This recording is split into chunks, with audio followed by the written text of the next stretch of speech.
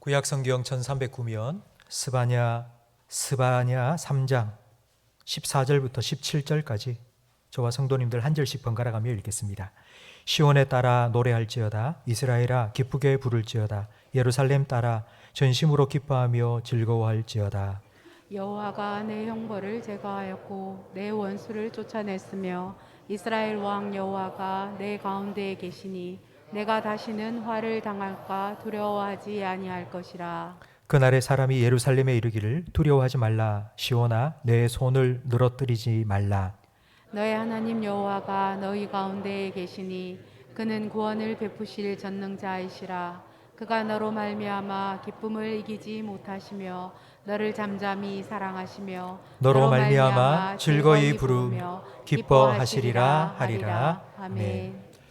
오늘 오후 예배에 우리 장로님, 권사님, 안수 집사님 그리고 남녀 서리 집사님 꼭 참석해 주시기 바랍니다. 오늘 오후 예배 미리 광고가 나가지 못했는데요. 오후 예배에 우리 재직 헌신 예배로 드리려고 합니다. 다음 주 오후 예배는 임국지 선교사님 파송식이 있고 또 그 다음 주는 설 연휴 기간입니다. 그래서 미리 광고를 못 드리고 오늘 오후 예배 때 우리 재직 헌신 예배를 드리려고 합니다. 그러니 우리 장로님, 안수 집사님, 권사님, 남여 서리 집사님 오후 예배에 참석을 하지 않으셨던 분들도 오후 예배에 꼭 참석해 주시기 바랍니다. 우리 좌우에 계신 분과 인사 나누겠습니다. 잘 오셨습니다. 은혜 많이 받으세요. 올해부터 우리 교회에서 111 성경 통독을 진행하고 있습니다. 한 사람이 1년에 1독, 성경 1독을 하자는 성경 읽기 운동인데요. 매일 아침마다 카톡으로 성경 읽을 수 있는 유튜브 링크를 보내드리고 있습니다. 우리 성도님들 한 400여 분 정도 매일 아침마다 참여하셔서 성경 읽기를 계속하고 있어서 얼마나 감사한지 모릅니다. 성경 읽기와 그리고 말씀 묵상을 통하여 2023년 한 해에 하나님의 사랑, 하나님의 은혜를 더 깊이 깨닫고 누리시는 우리 모든 성도님이 되시기를 축원합니다. 성경 66권 중에 우리가 성경을 다 읽어야 되겠지만 그 중에 제일 많이 읽지 않는 부분이 있습니다. 그게 바로 구약 성경 마지막에 나오는 소선지서입니다. 오늘 우리가 함께 나눌 스바냐 말씀도 소선지서 중에 한 권인데요. 제일 마지막 부분이라서 많이 읽지 않는 것도 있습니다. 처음에는 열심을 내서 창세기, 출애굽기, 레위기 쭉 읽다가 이제 구약 성경 마지막 소선지서쯤 오면은 흐지부지 읽지 않게 되죠. 그리고 또 하나 이유가 있는데 이 소선지서의 내용이 무겁습니다. 선지자들이 활동했던 시기는 영적으로 막 부흥했던 시기가 아닙니다. 우상 숭배를 하고 하나님께서 그런 이스라엘 백성을 향하여 심판하겠다, 내가 벌 주겠다, 너 그러다가 망한다, 이런 말씀이 선지서에는 많이 기록되어 있기 때문에 그래서 성도님들이 좀 부담 갖고 선지서를 잘 안 읽으시는 것 같습니다. 하지만 선지서의 내용 앞부분에는 하나님께서 심판에 대해서 말씀을 하시지만 그 뒷부분에는 반드시 회복에 대한 메시지도 함께 주십니다. 그래서 한 부분만 읽으면 우리는 오해하기 쉽습니다. 하나님은 무서운 분이야, 하나님 우리를 벌 주시는 분이야, 오해하지 않도록 성경 전체를 쭉 읽어나가는 성경 일독이 필요합니다. 스바냐 3장 말씀을 오늘 함께 살펴볼 터인데요. 스바냐 1장 말씀해 보면 하나님께서 예루살렘 거민들을 향하여 심판하겠다고 말씀하셨습니다. 그 중에 우리 6절 말씀을 함께 화면을 보면서 읽겠습니다. 여호와를 배반하고 따르지 아니한 자들과 여호와를 찾지도 아니하며 구하지도 아니한 자들을 멸절하리라. 아멘. 하나님께서 예루살렘을 심판하겠다, 멸망시키겠다 말씀하신 이유가 나와 있습니다. 그들이 하나님을 찾지도 않고 하나님께 구하지도 않았기 때문입니다. 하나님을 찾지 않았다고, 하나님께 기도하지 않았다고 하나님께서 뭐 심판을 하신다? 하나님 너무하신다는 생각이 들지 않습니까? 뭐 나쁜 죄를 지은 것도 아니고 뭐 악한 범죄를 저지른 것도 아닌데 그냥 하나님 뭐 기도를 좀 안 했다고, 하나님을 찾지 않았다고 뭐 심판하신다, 하나님 너무하신다 생각할 수 있습니다. 죄에는 적극적인 죄와 소극적인 죄가 있습니다. 적극적인 죄는 하나님이 하지 말라 한 걸 한 겁니다. 하지 마라 한 걸 한 것도 죄입니다. 그런데 그것뿐만 아니라 해라 한 것을 하지 않는 것도 소극적인 죄입니다. 나 아무것도 안 했어. 그래서 난 죄 없어. 라고 말할 수 없습니다. 해야 할 일을 하지 않으면 곧 하지 말아야 할 일을 하게 되는 죄로 이어집니다.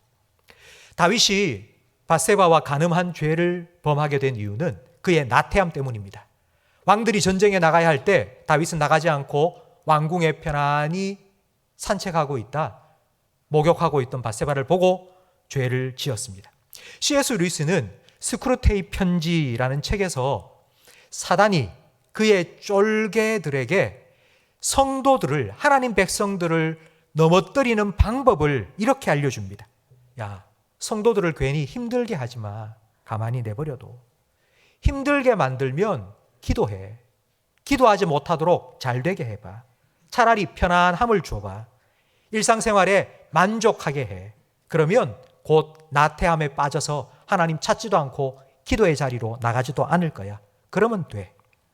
하나님께서는 하나님 찾지 않고 하나님께 기도하지 않고 영적으로 나태한 자들을 벌하시겠다고 말씀하셨습니다. 그 이유는 하나님 더 찾으라고, 하나님께 더 가까이 나오라고, 하나님께 기도하라고. 이것이 하나님의 마음입니다. 여러분을 향한 하나님의 마음입니다. 하나님, 우리가 죄 안 짓고 나 아무것도 안 했으니까 하나님, 난 그래서 뭐 벌 받을 일도 없잖아요, 이렇게 사는 걸 원치 않습니다. 하나님은 우리가 하나님께 나아와 하나님께 기도하고 하나님 주신 은혜를 받고 하나님 주시는 복을 누리며 살기를 원하십니다. 그래서 구하라, 내가 줄게. 찾아라, 그러면 찾게 해줄게. 두드려라, 내가 열어줄게 약속해 주셨습니다. 그래서 하나님께서는 고난을 주셔서라도 이스라엘 백성이 하나님을 찾고 하나님 앞에 엎드려 기도하기를 원하신 것입니다. 이것이 하나님의 마음이요, 하나님의 진심입니다. 우리나라의 대표 민요인 아리랑 있습니다. 아리랑의 가사가 이렇죠. 나를 버리고 가시는 님은 십리도 못 가서 발병 난다. 발병이 나라고 악담을 하고 저주하는 것이 아닙니다. 가지 말라고 애원하는 것이고 가지 말라고 사정하는 것입니다. 바로 이것이 하나님 아버지의 마음입니다. 하나님 우리를 심판하겠다, 벌 주겠다, 그게 하나님 마음이 아니고요. 가까이 오라고, 나를 찾으라고, 내 엎드리라고, 내 기도하라고. 그런데 이스라엘 백성은 이런 하나님 아버지의 마음을 제대로 깨닫지 못했습니다. 하나님 백성이 되어서 하나님 주시는 은혜와 복을 누리며 편안하게 살다 보니 하나님 찾지도 않고 기도도 하지 않으니 하나님께서 너 그러다가 혼난다, 너 그러다가 한번 큰일 맞는다, 그런 말씀에 그만 이스라엘 백성이 마음이 낙심이 된 겁니다. 하나님이 나를 심판한다고? 하나님 벌 주신다고? 하나님 무서워. 하나님 날 버리신 것 같아. 이런 낙심하고 절망의 마음에 그만 어깨가 축 처져 버리고 더 기도해야 될 손이 밑으로 뚝 떨어져 버렸습니다. 그래서 16절 말씀 마지막에 보니 시온아 내 손을 늘어뜨리지 말라 말씀합니다. 어깨 쭉 처져 있지 말고 다시 하나님을 향하여서 두 손을 들고 하나님의 은혜를 구하고 하나님의 회복을 구하라, 기도하라고 우리에게 말씀합니다. 그러면 하나님께서 응답해 주시겠다고 약속하셨는데 16절 말씀에 보면 너의 하나님 여호와가 너의 가운데 계신다고 말씀하십니다. 하나님이 나를 버리신 것 같은 그 순간, 하나님이 내 기도에 귀 기울이지 않으시는 것 같은 바로 그 순간에도 우리의 하나님, 너의 하나님, 하나님께서는 너와 함께 계시고 우리와 함께 하신다고 하나님께서 말씀해 주셨습니다. 성도 여러분, 이 말씀이 너의 하나님 여호와가 너와 함께 계신다는 이 말씀이 오늘 여러분에게 주시는 하나님의 음성으로 들려지기를 주님의 이름으로 축원합니다. 하나님께서는 우리와 함께 하신다고, 너와 함께 하겠다고 약속해 주셨습니다. 얼마 전 어느 성도님 한 분을 만났습니다. 그분은 오랫동안 병환 중에 계셔서 경제적으로도 참 힘드신 분입니다. 그분이 이렇게 말씀하셨습니다. 예수 믿는 게 무슨 소용인지 저한테는 아무 의미가 없는 것 같습니다. 하나님이 살아계시다면 제 기도에 응답해 주셔야 될 거 아닙니까? 병이 낫든지 아니면 오병이어 기적과 같이 통장에 돈이 확확 들어오든지. 그런데 왜 자꾸 아픕니까? 더 힘듭니까? 하나님이 살아계신다면 왜 이런 일이 자꾸 생깁니까? 하나님이 살아계신다는 게 믿겨지지 않습니다. 그분의 말 들으면서 마음이 너무 아팠습니다. 그리고 그분이 저한테 이렇게 질문을 하셨습니다. 목사님은 하나님이 살아계신다는 게 믿겨집니까? 그게 느껴집니까? 제가 이렇게 대답을 했습니다. 네, 저는 매 순간 하나님께서 나와 함께 계시고 하나님께서 내게 은혜를 베푸신다는 것을 느끼고 감사하며 삽니다. 비록 제가 성도님을 위해서 기도를 해도 갑자기 병이 확 낫는 그런 기적이 일어나지 않는다 해도 하나님께서는 매일매일 제 삶에 필요한 것들을 채워주시고 어제와 다를 바 없는 오늘의 삶을 살아갈 수 있도록 변함없는 은혜를 제게 베풀어 주고 계십니다. 그러자 그분이 이렇게 말씀하시는 거예요. 목사님, 그건 교회 다니는 사람이 아니고 세상 모든 사람이 그렇게 사는 거 아닙니까? 예, 다 그렇게 살아갑니다. 하지만 저는 하나님이 왜 나 같은 사람에게 그런 은혜를 베푸시는지를 저는 알고 삽니다. 하나님이 저를 자녀 삼아 주셨고 하나님이 내 아버지가 되어 주셔서 변함없는 사랑과 은혜를 내 삶에 베풀어 주신다는 걸 저는 깨닫고 그 하나님을 믿고 그 하나님께 감사하며 살아가고, 그걸 깨닫지 못하고 하루하루 힘들게 살아가는 분들도 세상에는 많이 있습니다. 그러자 그분이 저한테 또 이렇게 질문합니다. 그렇다면 하나님이 내 아버지가 되신다면 왜 내 기도에 응답해 주지 않습니까? 좀 힘든 문제 해결해 달라고. 성경에 그런 기적들이 많이 나오지 않습니까? 왜 그런 기적들이 내 삶에는 일어나지 않습니까? 성도님, 성경을 읽어보셨습니까? 성경에는 기적만 나오지 않습니다. 하나님을 믿고 예수님 믿는 사람들이 얼마나 많이 핍박당하고 고난당하고 순교의 제물이 되었는지 성경에 보면 기록되어 있지 않습니까? 저도 성도들 앞에 서서 설교를 하면서 그런 말만 할 수 있습니다. 우리 교회의 어느 성도님이 이번에 사업이 대박이 나서 돈을 얼마나 많이 벌었는지, 직장에서 승진을 승승장구했다고, 이번에 대학 입시에 어느 성도님의 자녀가 정말 좋은 대학교에 입학했다고, 하나님 잘 믿고 기도 열심히 하고 충성봉사하면 이런 복을 받을 수 있다고. 만약에 제가 이렇게만 말한다면 우리 교회 성도님들 중에 병들고 가난하고 힘들게 살아가는 대부분의 성도님들이 나는 그러면 하나님의 사랑을 못 받았나? 하나님 나를 싫어하나? 나는 믿음이 없나? 나는 그러면 교회를 다니면 안 되겠네? 이런 생각 가지고 교회를 떠나지 않겠습니까? 예수님께서 오병이어 기적을 행하실 때 많은 사람들이 떡과 고기를 맛보았습니다. 그리고는 예수님을 왕으로 삼으려 했습니다. 예수님, 우리 왕이 되어주세요. 그렇게 환호하는 백성들을 향하여 예수님께서 말씀하셨습니다. 요한복음 6장 26절 말씀을 함께 읽겠습니다. 예수께서 대답하여 이르시되 내가 진실로 진실로 너희에게 이르노니 너희가 나를 찾는 것은 표적을 본 까닭이 아니요 떡을 먹고 배부른 까닭이로다. 아멘. 예수님, 우리 왕이 되어주세요 라고 말하는 이유가 네가 뭘 먹었기 때문이구나. 네 배가 부르기 때문이구나. 그런데 내가 원하는 건 너희가 내가 누구인지 아는 거야. 내가 누구인지를 알고 나를 믿고 사는 거. 그게 내가 원하는 거란다. 예수님께서 말씀해 주셨습니다.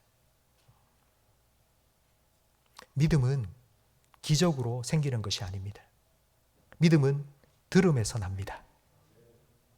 하나님께서 고난 중에도 내가 너와 함께 한다고, 나는 너의 하나님이라고, 내가 너를 버리지 아니한다고, 내가 너를 도와주겠다고 하나님께서 말씀해 주시는 그 약속의 말씀을 붙잡고 그 말씀을 믿고 살아가는 것이 믿음입니다. 성도 여러분, 믿음은 기적이 일어나는 것이 아니라 하나님이 함께 하심을 믿는 것입니다. 성경을 읽어보면 하나님께서 내가 너와 함께 하리라 약속해 주신 순간순간들이 있습니다. 아브라함이 본토 친척 아버지 집을 떠나 혈혈단신 혼자 되었을 때 하나님께서는 아브라함에게 찾아오셔서 아브라함아 두려워 말라 내가 너와 함께 하겠다 약속해 주셨습니다. 야곱이 형 에서의 칼을 피하여 혼자 도망쳐 하늘을 이불 삼고 돌을 베개 삼아 자고 있을 때 하나님께서 그에게 찾아와 야곱아 네가 어디를 가든지 내가 너와 함께 하리라 약속해 주셨습니다. 다니엘의 세 친구가 풀무불 속에 던져졌을 때 하나님께서 그 속에 함께 해주시고 머리털 하나도 불에 그르지 않도록 지켜주셨습니다. 사망의 음침한 골짜기를 통과할 때 하나님께서는 주의 지팡이와 막대기로 우리를 보호해 주시고 인도해 주시겠다고 약속해 주셨습니다. 성도 여러분, 우리는 지금 우리가 겪고 있는 이 문제를 한 방에 해결해 줄 기적을 원하지만 하나님께서는 그 문제, 그 사망의 음침한 골짜기 하나님과 함께 통과해낼 수 있다는 믿음을 우리에게 요구하십니다. 예수님께서는 바로 이것 때문에 이 땅에 오셨습니다. 하나님이 우리와 함께 하시고 우리가 하나님과 함께 할 수 있도록 하나님과 우리 사이에 막힌 죄의 문제를 해결해 주시기 위해 예수님은 이 땅에 오셨습니다. 예수님이 이 땅에 태어나신다는 소식을 전하며 이렇게 말씀하셨습니다. 보라, 처녀가 잉태하여 아들을 낳으리니 그 이름을 임마누엘이라 해라. 임마누엘은 우리와 영원히 함께 하시는 하나님이십니다. 하나님께서 우리와 함께 하시기 위해서 예수님을 이 땅에 보내주시고 우리가 그 하나님을 믿는 믿음으로 살아갈 수 있도록 예수님께서는 우리의 구원자가 되어 주셨습니다. 성도 여러분, 하나님께서 오늘 여러분에게 말씀하십니다. 나는 너의 하나님이다. 내가 너와 함께 있다. 이 말씀이 여러분의 마음속에 믿음으로 새겨지기를 주님의 이름으로 축원합니다. 하나님께서는 두 번째로 내가 너로 인하여 기쁨을 이길 수가 없다고 말씀합니다. 하나님이 여러분을 향하여 이렇게 말씀하십니다. 내가 너를 보니 좋아 죽겠다. 정말 너무너무 기쁘다 너 보니까. 이렇게 예배한다고 주일날 이 자리에 와서 앉아서 예배드리는 너를 보니 내가 너무너무 기쁘다. 하나님께서 우리에게 말씀해 주십니다. 앞서 살펴본 것처럼 하나님의 진심은 심판이 아니라 회복입니다. 하나님께서는 이 진심을 지금 절망하고 실망해서 어깨가 쭉 처져 있는 이스라엘 백성에게 좀 깨닫도록 해주기 위해서 하나님께서 좀 오바스럽게 정말 기쁨을 이길 수가 없다.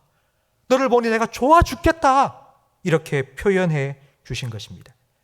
잘못하고 혼나고 벌선 아이는 엄마가 나를 미워해, 아빠는 무서워 라고 오해합니다. 우리도 똑같습니다. 우리도 살면서 좀 힘든 일 겪고 좀 어려운 일을 겪으면 하나님은 나를 사랑하시지 않는 것 같아, 하나님 나를 버리신 것 같아 라는 오해합니다. 하나님께서 이런 오해를 하지 않도록 우리에게 하나님의 모든 것을 담아서 표현해 주시는 겁니다. 야, 나 너 때문에 기쁘단다. 그냥 너 때문에 기쁜 거야. 네가 내가 시키는 심부름을 잘했기 때문에 그래서 기쁜 게 아니고, 네가 100점 성적표 받아왔기 때문에 기쁜 것도 아니고, 그냥 너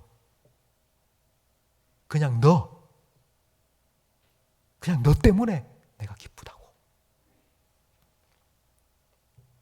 우리의 행위는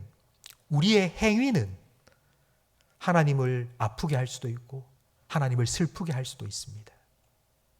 그러나 우리의 존재는 하나님의 기쁨입니다.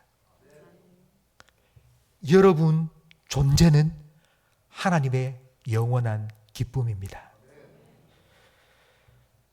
이것이 바로 복음의 능력입니다. 내가 한 행동은 하나님을 슬프게 하고 근심하게 만들었는데, 그런데 내 자체는 하나님의 기쁨이 된다. 이게 바로 복음의 능력입니다. 예수님께서 공생이 시작하기 전 세례를 받으셨습니다. 세례를 받으시고 물에서 올라오실 때에 하늘에서 하나님의 음성이 들렸습니다. 너는 내 사랑하는 아들이요 내 기뻐하는 자라. 예수님과 함께 세례를 받은 우리에게 하나님께서 똑같이 말씀해 주십니다. 너는 내 사랑하는 아들이요 내 딸이다. 내가 너를 정말 기뻐한다. 저는 이 말씀을 준비하면서 하나님께서 우리처럼 아들 바보, 딸 바보 같습니다. 하나님께서 아들 보고 너무 좋아서 막 어쩔 줄 몰라 하는 그런 아빠처럼 하나님께서 여러분을 보시고 너무 좋다. 난 너 때문에 너무 기뻐. 네가 내 아들이라는 게 난 너무 자랑스러워. 네가 내 딸이라는 게 난 너무너무 기뻐. 보고만 있어도 마음이 설레고 네 생각만 해도 너무너무 기뻐. 하나님께서 여러분에게 말씀해 주십니다. 마지막으로 하나님께서는 너를 잠잠히 사랑하신다고 우리에게 말씀하십니다. 앞서 내가 기쁨을 이기지 못하겠다고 말씀하셨던 하나님께서 이제는 잠잠히 사랑한다 말씀합니다. 내가 누구를 사랑한다고 동네방네 떠돌고 다니는 그런 요란한 사랑이 아니라 조용하게 잔잔하게 우리를 사랑하십니다. 아이가 학교에 갔다 와서 그냥 독감이 올랐는지 열이 펄펄 끓습니다. 그러면 밤새도록 엄마 아빠 번갈아 가며 그 열을 식혀준다고 물수건으로 닦아주고 또 아이들 머리에 손을 얹고 또 기도해주고 한잠도 못 잤습니다. 근데 다음날 아침에 다행히도 열이 뚝 떨어지고 아이가 일어나서는 엄마 배고파 밥 줘. 그 아이가 엄마 아빠가 밤샜다는 걸 알겠습니까? 모릅니다. 아마 자기와 똑같은 아이를 결혼해서 낳아가지고 그 아이도 그렇게 끙끙 앓을 때 밤새도록 간호해보면 우리 아버지가 나를 이렇게 사랑해줬구나 알게 되겠죠. 하나님은 우리가 알지 못해도 우리가 느끼지 못해도 우리가 깨닫지 못해도 하나님은 변함없이 잠잠히 우리를 사랑하십니다. 특별한 사랑, 유별난 사랑, 대박 같은 기적이 일어나는 그런 사랑이 아니라 해도 하나님께서는 일상의 매일매일의 잔잔한 진득한 사랑을 여러분에게 베풀고 계십니다. 그런데 우리는 그걸 깨닫지 못합니다. 그걸 우리는 잘 느끼지 못합니다. 우리가 알든 모르든 우리가 깨닫든 못 깨닫든 하나님께서는 변함없이 상관없이 우리에게 잔잔히 잠잠히 사랑하십니다. 잠잠히 사랑한다는 건 기다려주는 것입니다. 기다려주지 못하면 입에서 이런 말이 툭 튀어나옵니다. 야, 내가 널 얼마나 사랑하는 줄 알아? 내가 널 이렇게 사랑하는데 너는 이게 뭐야? 너 왜 이렇게밖에 못해? 너 왜 이렇게 살아? 내가 널 이렇게 사랑하는데. 여러분, 이 말을 내뱉는 순간 더 이상 사랑은 사랑이 아니라 대가와 보상을 바라며 한 노동이 되어 버립니다. 참아야 됩니다. 기다려야 됩니다. 하나님께서는 기다려 주십니다. 재촉하지 않고 천천히 우리가 그 사랑을 깨닫고 하나님 앞에 저도 하나님 사랑합니다. 저도 하나님이 너무 좋습니다. 그렇게 하나님 앞에 고백할 때까지 기다려 주십니다. 하나님께서는 여러분을 사랑하시고 하나님은 여러분을 기뻐하십니다. 그 하나님께서 내가 너의 하나님이라고 말씀해 주십니다. 오늘 17절 말씀을 우리 화면을 보면서 다시 읽겠는데요. 이 말씀을 읽으면서 여러분 마음에 와닿는 말씀이 무엇인지를 한번 생각하면서 같이 읽겠습니다. 너의 하나님 여호와가 너의 가운데 계시니 그는 구원을 베푸실 전능자이시라. 그가 너로 말미암아 기쁨을 이기지 못하시며 너를 잠잠히 사랑하시며 너로 말미암아 즐거이 부르며 기뻐하시리라 하리라. 아멘. 여러분, 어떤 말씀이 여러분 마음에 와닿았습니까? 제가 또 한 가지 질문을 드리겠습니다. 혹시 이 말씀을 읽으면서 하나님 마음이 느껴지십니까? 하나님께서 하나님의 마음을 우리에게 알려주시기 위해서 쓰시는 방법이 있는데요. 반복입니다. 저도 설교하면서 중요한 부분이 있으면 반복합니다. 하나님 여러분과 함께 하십니다. 하나님은 너의 하나님이다 말씀하셨습니다. 한 번, 두 번, 세 번 계속 반복합니다. 하나님께서도 하나님의 마음을 우리가 좀 알도록, 느끼도록, 깨닫도록 반복, 또 반복, 반복하십니다. 17절 말씀에 5번 반복된 단어가 있습니다. 찾으셨습니까?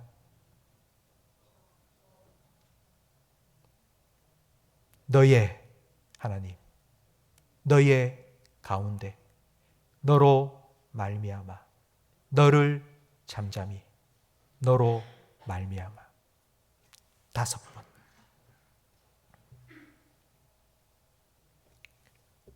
앉아있는 무리를 향해서 하나님 말씀하시지 않으십니다. 하나님은 너를 향해서, 나를 향해서 말씀하십니다. 나는 너의 하나님이다. 나는 너와 함께 있다. 나는 너를 기뻐한다. 나는 너를 잠잠히 사랑한다. 나는 너 때문에 노래가 흥얼흥얼 나온다. 나는 너 때문에 너무 즐겁다.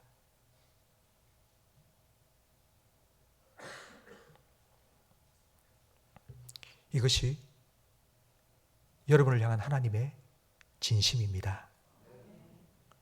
지금 이스라엘 백성은 손이 축 처져 있습니다. 어깨가 축 처져 있습니다.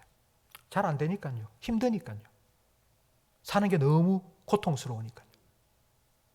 하나님을 향하여서 손을 들고 기도 좀 해야 되겠는데 근데 힘이 생기지 않습니다. 나 같은 사람 기도 들어주실까? 기도해도 달라지는 거 없을 것 같은데. 기도할 마음도 없어지고 기도할 힘도 다 떨어져 버렸습니다. 어깨가 축 처져 있습니다. 이런 이스라엘 백성을 향하여 하나님께서는 자기의 진심을 표현해 주십니다. 아니란다. 아니란다. 내가 너와 함께 있어. 내가 너를 기뻐한단다. 내가 너를 잠잠히 사랑하고 있어. 지금도. 너는 나의 기쁨이야. 너는 나의 자랑이야. 너는 나의 사랑이야. 저는 어제 이 말씀을 준비하면서 한 장면이 생각났습니다. 할아버지가 손자와 함께 있는데요. 손자가 장난감을 가지고 얼마나 재밌게 노는지 할아버지가 얘야 얘야 부르는데도 눈길을 한번 주지 않는 겁니다. 그래서 할아버지가 손자 앞에서 재롱을 부립니다.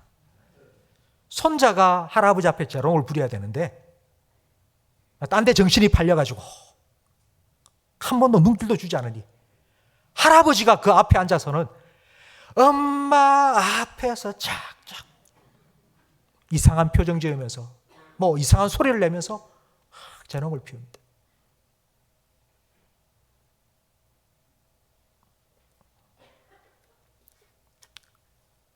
성도 여러분, 이런 하나님께 여러분 눈길 한번 주시지 않겠습니까?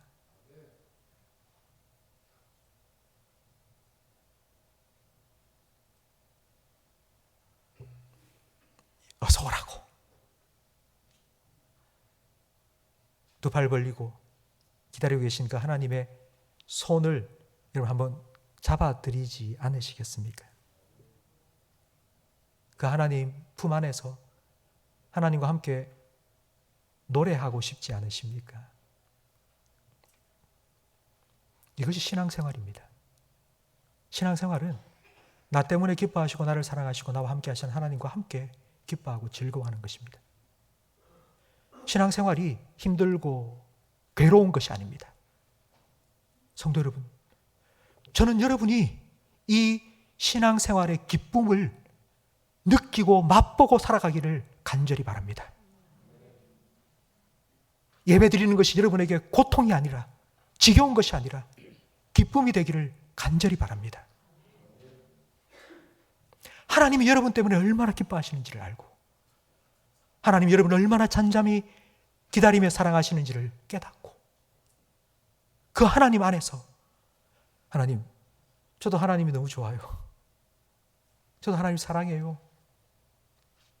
하나님이 제 노래의 이유예요. 저도 하나님하고 같이 노래 부르고 싶어요. 이렇게 하나님을 찬양할 수 있는 여러분이 되시기를 간절히 바랍니다.